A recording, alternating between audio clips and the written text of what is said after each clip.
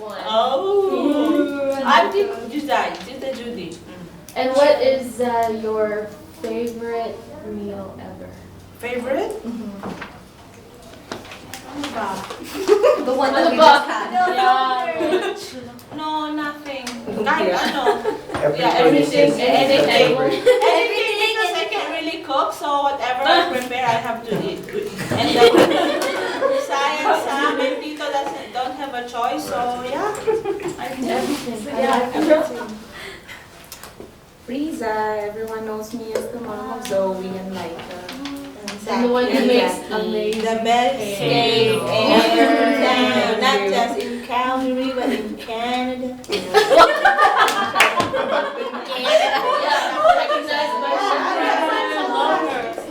Favorite food?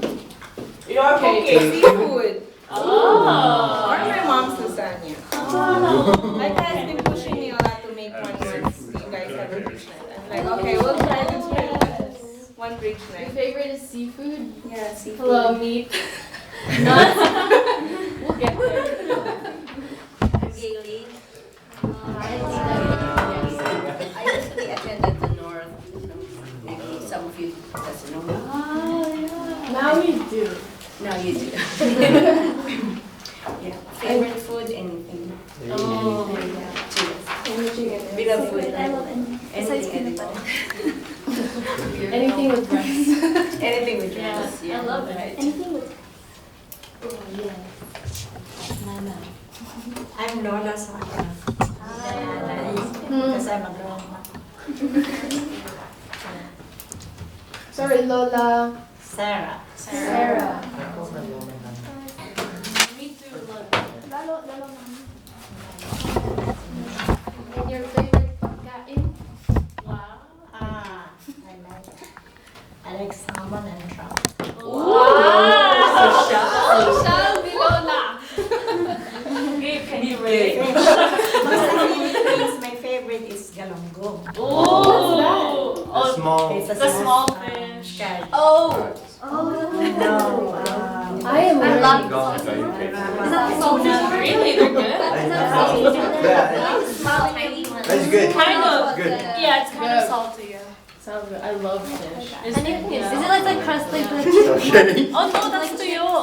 It's fun. It's fun. Sir? My name is Ram. Hi, Bram. My favorite food is anything. I love food in general. Anything edible. Oh, yes. My name's Gabe. Hi, Gabe. Hello. I'm glad I sound that enthusiastic. My favorite food, I love breakfast. Breakfast. Any time of the day. Cereal. Yep. Come on. Hey, I'm EJ. Hi, EJ. But it's not. You're Just gonna be like big a- star student. Yeah, I'm wearing red. My favorite food is breakfast too, but it's called Cocoa Crunch. Yes. I love Cocoa Crunch. Amen. Amen. Hi, my name is Patricia. My favorite thank you. My favorite meal is Jollibee. Oh Bye guys. There's gonna be one. Yeah. Almost. Well, I'm gonna have it in 2 days, so bye. Rub it in a little hard. Yeah, we're rubbing it. She's like,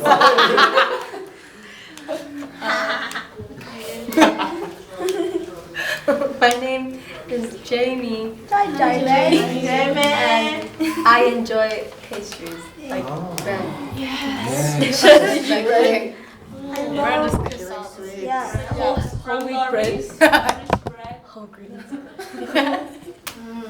Hi, I'm Jody. Hi, Jody. Hi, Jody. And I love my mom's cooking. Oh. You don't have to say that. It's not. It's okay. Hi, I'm Denise. Hi. And I love fried chicken and rice. Marianne. Sophie. Hello everyone, I'm Marianne and I love chocolate and rice. Chocolate and rice.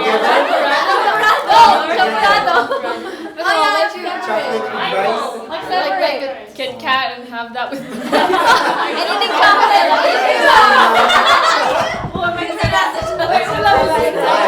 Just like with rice. Just have a jar. your next pink flavor. Do each grain. Okay, I hope that wasn't awkward and weird. And just wanted to do like the whole name introduction thing because we're going to be talking about feeling at home. Yeah, finding a home in ministry. And it all starts with getting to know each other, getting to know each other's names and all that stuff. Because who would want to live in a home where you don't know the person right next to you, right? Right. Okay, so before we start, I actually just want to rant. I want to tell a story. So I've been working at this company in downtown. I just graduated. So I'm working with this company in downtown. I've been working there for a year and a little bit now almost. But last year, when I started in January, they placed me in like a team where it was a small team where I don't even get to see them as often, only when like I needed something or they needed something from me. So the whole first year I was just kind of like doing my own thing and not really getting to know my team and getting to know my department and stuff. And so I felt like really lonely, but it was fine. Like I still did my work, went to work, did what I had to do, and then went home. But during that time, I also felt really insecure about the work that I was doing because I'm like, am I doing this right? No one's really telling me. And then when I ask people, they're like, yeah, totally. But it was like passive, right? Because it was super busy and all that stuff. And then just this year, when we moved to a new building, I finally got to be placed with like my actual team where I can, comfortably walk up to them and stuff, and then also placed in my department's floor. So it's like a really loud, social kind of floor, so you get to see people more often now. And there was this one time where I was just, so like in seeing people, I feel forced now to talk to them, like, oh, hello, like I'm Carmela and I was a coach, all that stuff. And the more that I saw people, the more I got comfortable with like, making conversations other than the weather in the elevator. And then there was this one time in the elevator where there was this man, he was holding like this venti Starbucks drink, and it was like so pink and like so fruity and everything. And then in elevators, I would usually just, stay quiet, keep to myself and all that stuff. But because I had more exposure to being with people and like talking to people, I felt more comfortable talking to this one guy, just like, why not? So I'm like, nice drink you got there. And he was like, I swear I'm a man. Because it was like a really pink drink. I'm like, no, I wasn't even going there. Like, I just really think your drink is pretty and stuff. And then he was like, yeah, my drink is pretty, but I'm not pretty, like I'm straight, okay? And I'm like, I wasn't going there. And yeah, and then we just got to talking in the elevator for like a minute, to the point where we were like, we should like go out for coffee and stuff and like get to know each other. And he wasn't even in my department or my company, because the building that I work at, there's like 3 other companies that work there. And then we're like, yeah, we should like, blah, blah, blah, blah, blah. And basically I just feel so much more confident at work just because I get to talk to more people. And my work kind of feels like more than work now, because the people that I'm with, and it's so comfortable, and it almost feels like a family. Yeah. So with that, What is your, let me throw a question at you. What is your dream idea of a home? Like, what does the ideal home look like to you? When you think of home and you close your eyes, you're like, what do you see? Peaceful. Laughter. Noise. Opposite for you. No, the truth, Marcy, that's visual thinking. My home now is loud because I have two little ones, right? So yeah, it would be nice if it would. So everyone like getting along and stuff. But I would miss not seeing them too. So yeah, as long as there's laughter and peaceful. Laughter, smell of food, adobo. We're already past that question.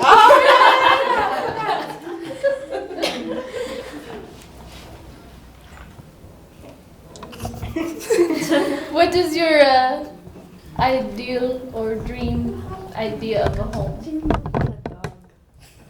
Just I don't need a home, I just need a dog. Yeah, like a best friend kind of thing. Yeah. That's cute. Anybody else? Why is it so quiet? Oh my gosh. Somewhere where it's like just like where everyone's like open to each other, like in every way. It's like the serious stuff, the laughing stuff, even like the just the mundane stuff. That's a good one. Bawal ang because. Yeah. No secrets. No secrets. Yeah. No secrets. Well, yeah, also a place where you can be yourself, like really weird. No judgment. Yes. Bro, that's me. What else? Okay, different question now. Not the ideal home, but what happens in your home that you don't really necessarily like, but you know that it's just what you guys do. Something that you don't like. It doesn't have to be something you don't like. Just like the real Stuff. the real stuff. So what the heck? Yeah. Messy room. You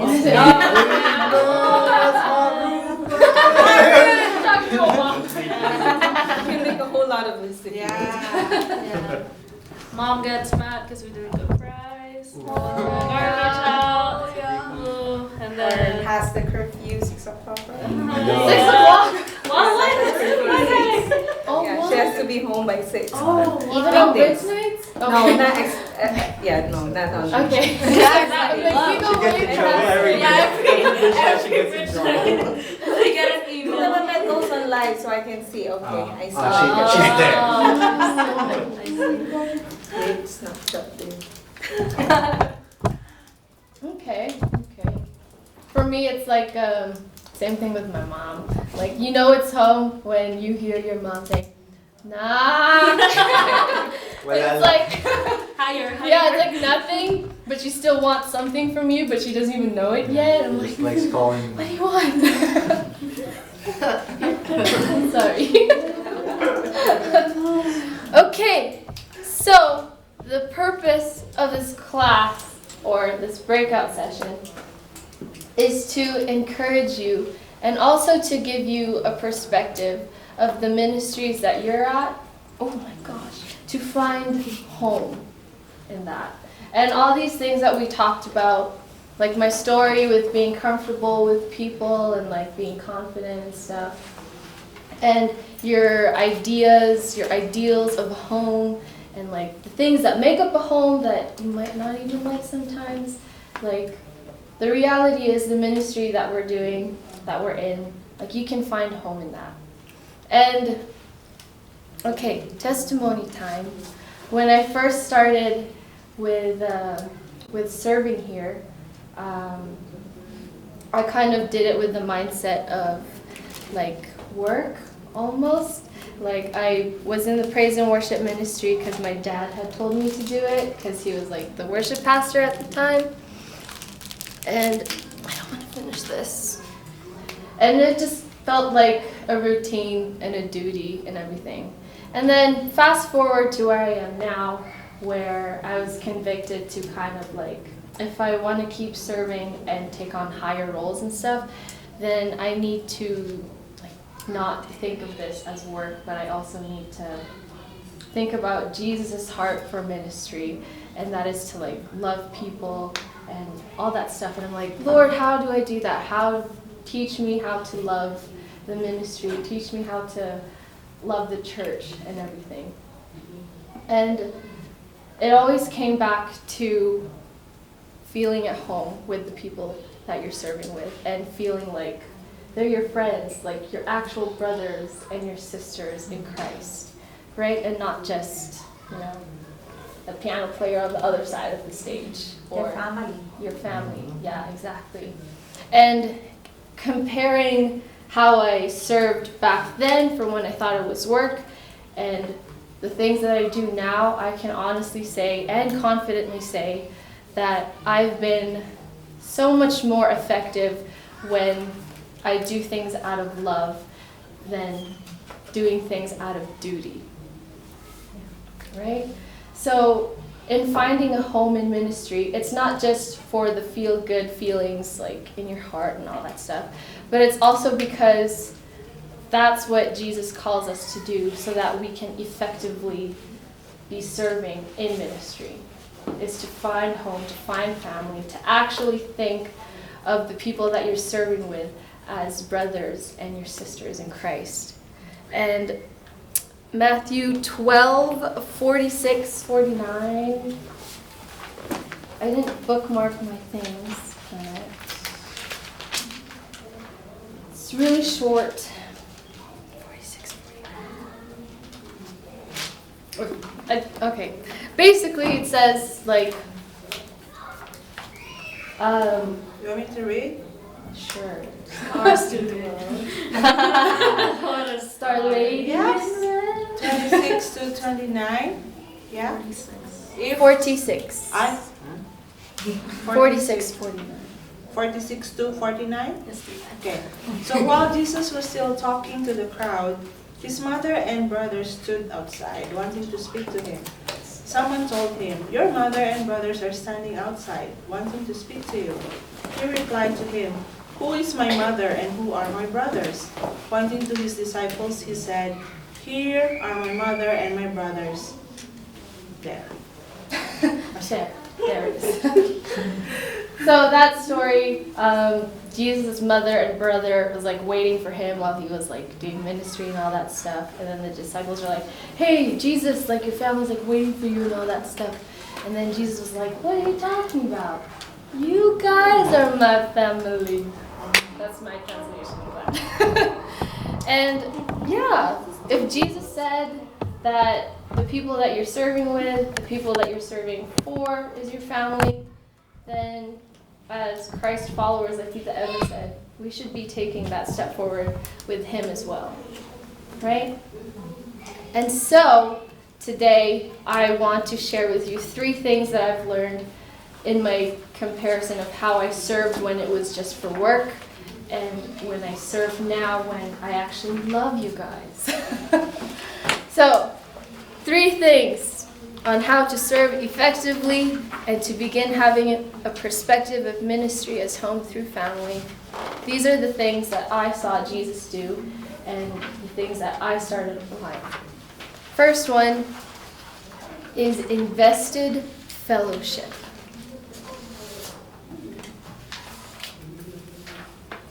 And if that is a complicated title, basically the action is to get intentional.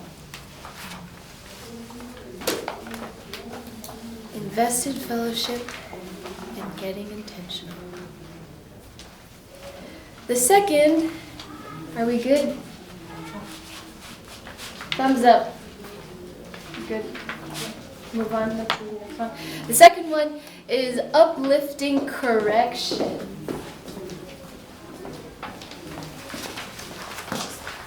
And if that's too complicated, the action basically is getting stronger together.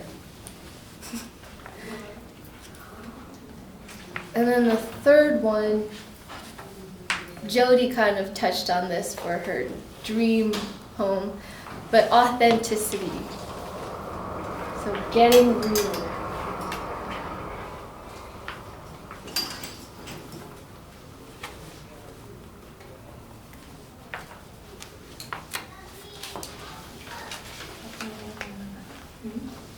Alright. I have some discussion questions and stuff.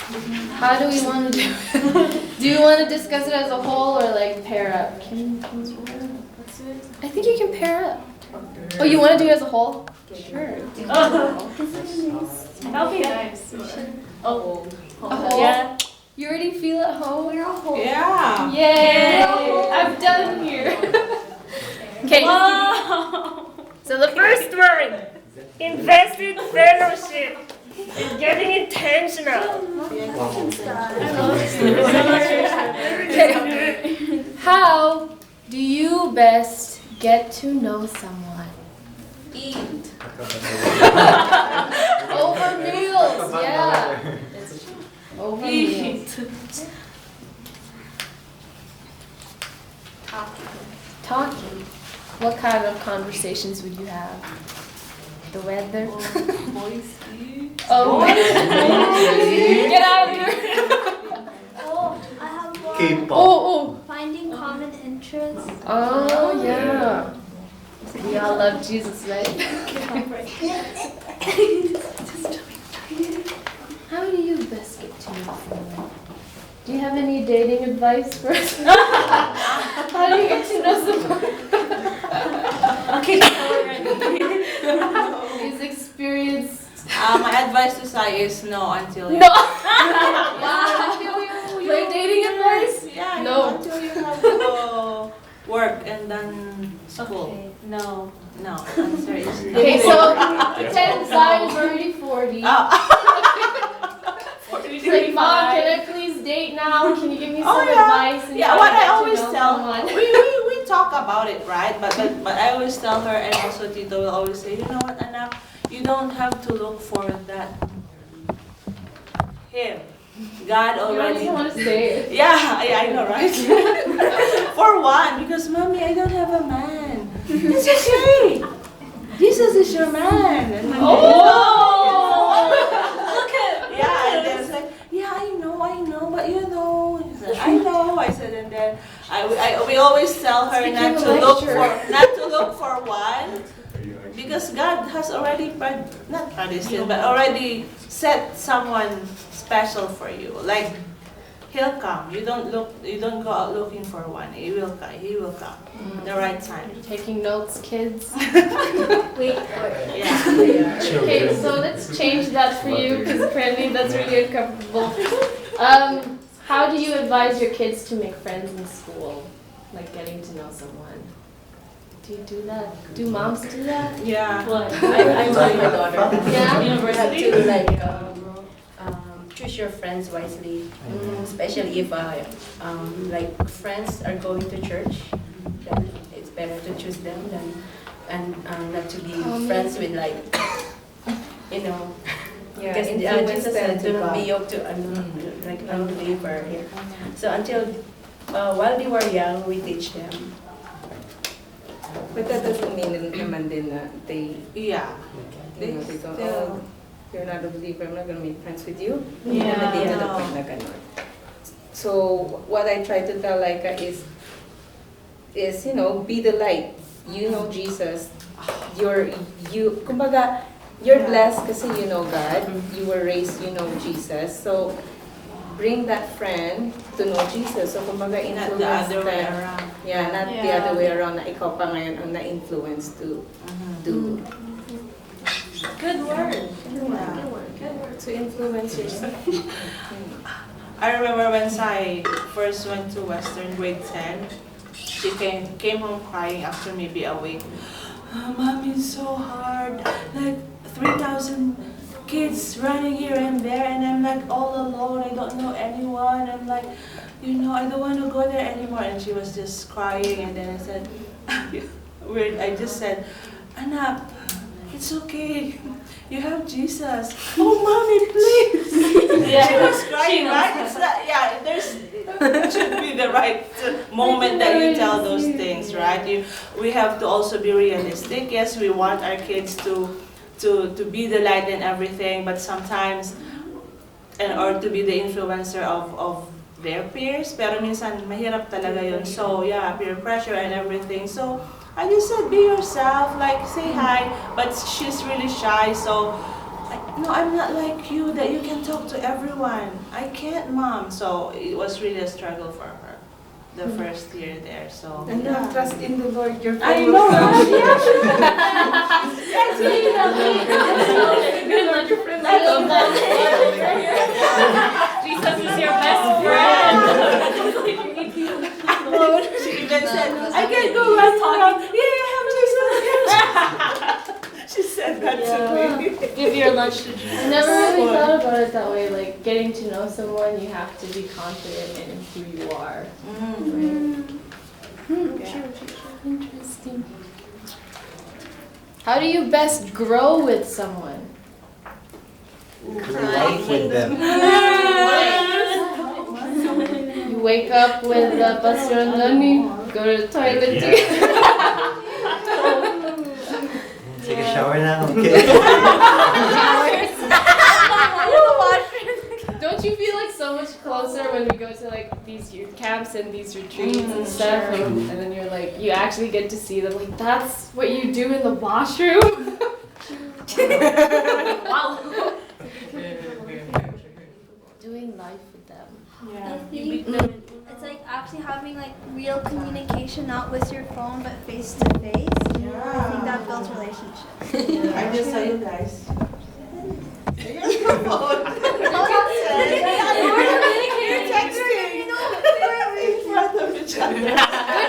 And then she points it out. Yeah. Oh gosh. You're caught. We're texting.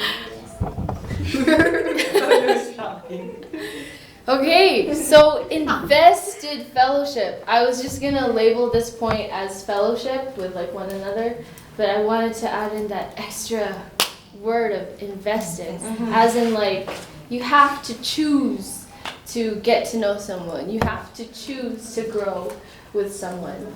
Because again, with my comparison, when I started doing ministry work, I kind of just did it on my own, like, you know, made my own lineups, went on stage, did my thing. And then now, when I'm choosing to, like, text somebody from my worship team outside of worship context and, like, send them a joke or, like, send them a meme or, you know, like, share a meal together, like, I have to choose to do that. So I get to really grow in love with them and get to know them and really start to see them as my family, as my brother and my sister. So getting intentional. And home feels like home when the people you're with feels like home. Oh, good one. Does that make sense? Home feels like home when the people you're with feels like home.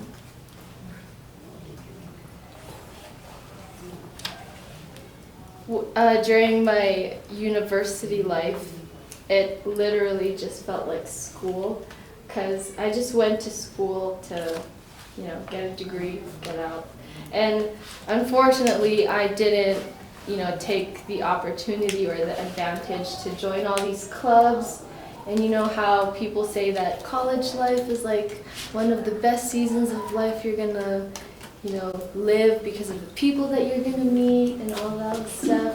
But I kind of chose not to do that because I went to school just for school, and I didn't have time, or I chose my time to be spent on something else other than making friends at school. So when I graduated, like my convocation, people around me were like, "Hey, congrats," and all that stuff. And I was just kind of like sitting there like, "Yeah, I took that accounting class with you." Or, "Yeah, we did really good on that last group project and stuff." And that kind of made me sad a little bit, where I'm like, oh man, I didn't get to. Like in the years that I spent at university, I didn't like make meaningful friends. Like I just made group mates and stuff. And then just looking around, like people like hugging each other and like crying, and they're like, we were finally here, we did it together. And I'm like, it was really nice and beautiful to watch, but then also I found it a shame for myself, where I'm like, oh man, I kind of missed out. And then I started thinking about that, and I'm like, I would hate to feel that way with you guys, right? Like I would hate to feel like after the end of it all, like wherever God is calling each and every one of us, like for example, if Patricia leaves, when she leaves, Question mark. like I don't want to feel like, oh yeah, Patricia, she's leaving, she's doing like really great things, but I want to be so genuinely proud that you're leaving, and like I feel like this sadness, but also this joy that you're doing things because, you know, for the Lord and everything, but also because we created this relationship where I can actually be really happy for you, right? Yeah. And that's so special, and it's so different, and it creates this atmosphere of, yeah, of home, of family. And for me, I am really blessed with the family that I have, like my biological family, not you guys, because with them I can like really feel at home. And my parents did a really good job of, you know, raising us to be who we are, and raising us to, like, you know, kind of be ugly at home. Like we don't have to be perfect and everything, and they really took the time and invested with like even just a simple family dinner. My mom like cook all day, set the table, and then after school we would just like all eat, and then my dad would, you know, come home with like a cookie or something, and I'm like, oh, this is really nice. This is home. And just to apply that idea of home here as ministry, like wherever you serve, where do you guys serve other than worship? Finance and evangelism. Kids ministry, prayer, all that stuff. Like in each of the ministries that you do, like it's so much more fun and it's so much more effective, especially when you feel comfortable. Not just with the work that you're doing, but also the people that you're working with, serving with. Right? Yep. Thank you. Energy, guys. Yeah. No, it's okay. I can. I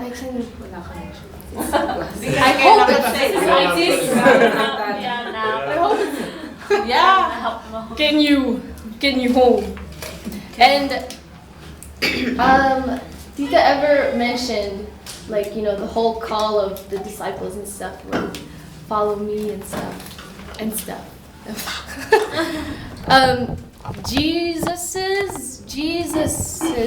Jesus' first command when he called his disciples was to come. It's to come and follow me, but to me, what stood out was to come.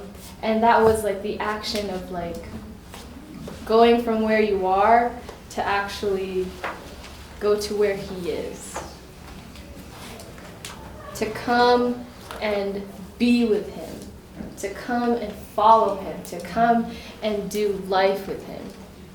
So, first and foremost, for our love for Jesus, we do that like every single day, every single moment of our lives. And then comes the ministry where you're serving out of love. But you're also following Jesus in the sense where you're coming with, or I'm coming with Rem.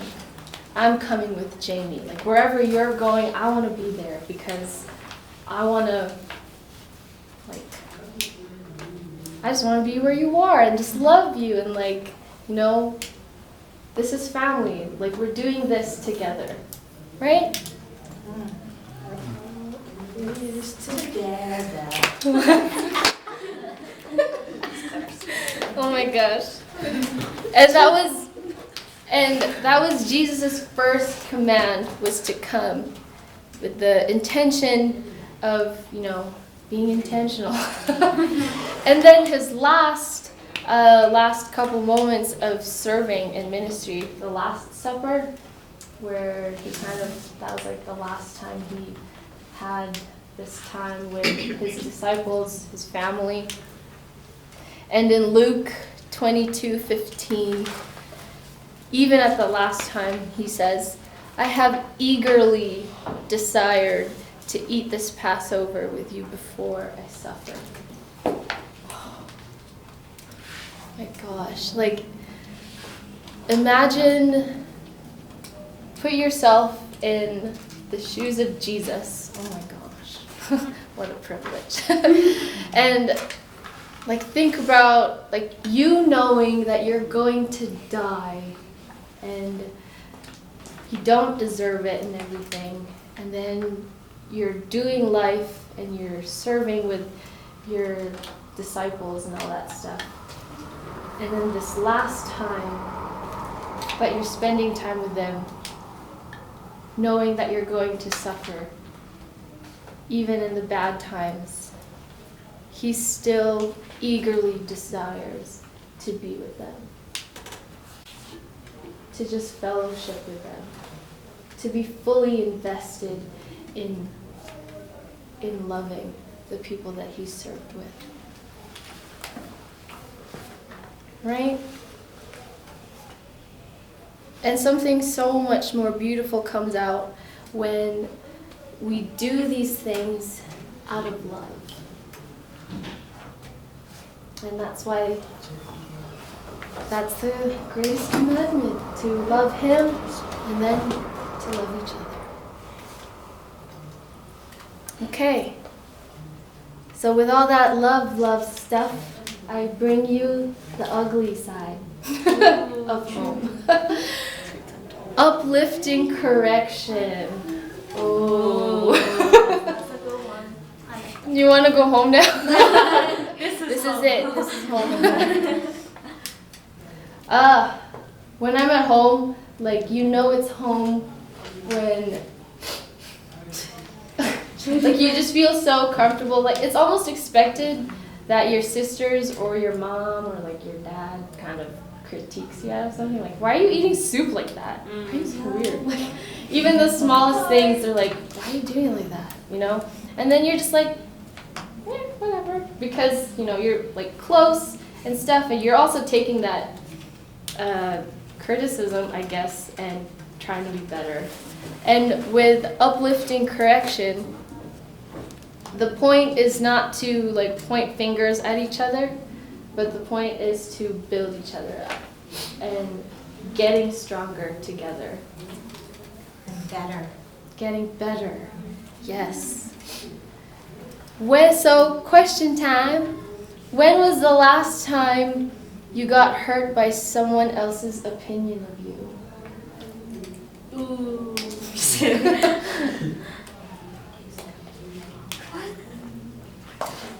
Last month. Oh my.